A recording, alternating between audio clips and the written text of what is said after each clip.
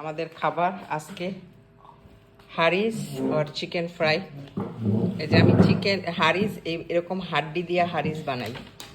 এরকম এখন খালি পানির মধ্যে আমি হাড্ডি দিয়ে দিতেছি।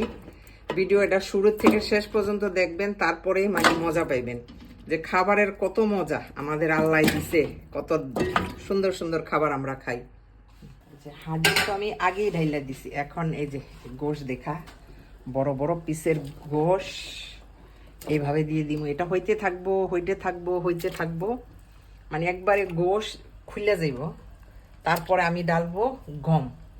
চুলাটাও ভাড়াই দিলাম, একটা উত্তরানি আইসা পড়ু। আসসালামু আলাইকুম, সবাই কিরকম আছেন? আল্লাহর রহমতে ভালো আছেন, আমরাও ভালো আছি। আজকে আমি আপনাদের সাথে একটা জিনিস শেয়ার করব। তো আমি আজকে আরাবিয়ান ফুড একটা খাবার হারিস বানাইতেছি। তো হারিসের জন্য আমার লাগবে মাংস, তারপরে লাগবে হাড্ডি। মানে হাড্ডি দিলে, হাড্ডি তো এইভাবেও ভালো শরীরের জন্য, আর এই যে জেলওয়ালা হাড্ডি হইলে এরকম আরও ভালো হয়।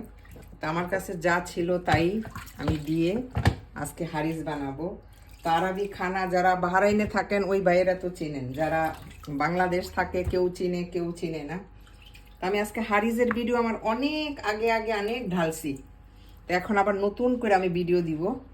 এই যে মাংস, আমার 1 কিলো গমের হারিস বানাবো আমি। 1 কিলো গম নিব। আর এই যে মাংস আমার মনে হয় 3-3.5 কিলোর উপরে আছে। মাংসটা আরও ভিজবো আর একটু খুলতো। এবার হাড্ডি এখন আমি দিয়ে দিব। আমি এখন হারিসের মধ্যে গম দিয়ে দিছি, কিন্তু আমার ভিডিও করতে ভুলে গেছি গম 1 কিলো গম দিয়ে দিছি। এখন এই যে আঠালো আঠালো একটা ভাব, আর এই মাংসগুলি আমি সব মানে গলায় দিমু একবারে, যাতে আশে খুললা যায়। আর এই হাড্ডিগুলিও পরে আমি উঠায় নিব।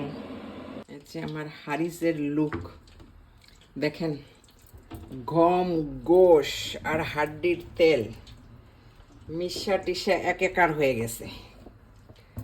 এখন যে ইয়াম্মি একটা হারিস হয়েছে, মাশাল্লাহ মাশাল্লাহ মাশাল্লাহ। এটা কিন্তু অনেক মেহনত, অনেক খাটনি। এটার এরকম হাত দিয়া গম গোশ সব গলাইতে হয়, বুঝছেন? অনেক মজার, কিন্তু অনেক হেলদি, মজা, কিন্তু অনেক খাটনি। রহমানির রহিম, আমার হারিস রেডি মাশাল্লাহ।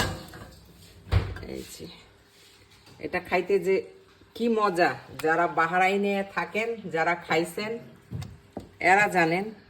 আর আমি কিন্তু হাড্ডি দিয়া হারিস বানাই, মানে হাড্ডি ইয়ামি একটা হাড্ডির মজা হারিসে বের হয়ে আসে। আমাদের খাবার আজকে হারিস আর চিকেন ফ্রাই। এই যে আমি চিকেন হারিস এরকম হাড্ডি দিয়া হারিস বানাই, সেই মজা না আব্দুর রহমান, সেই টেস্ট।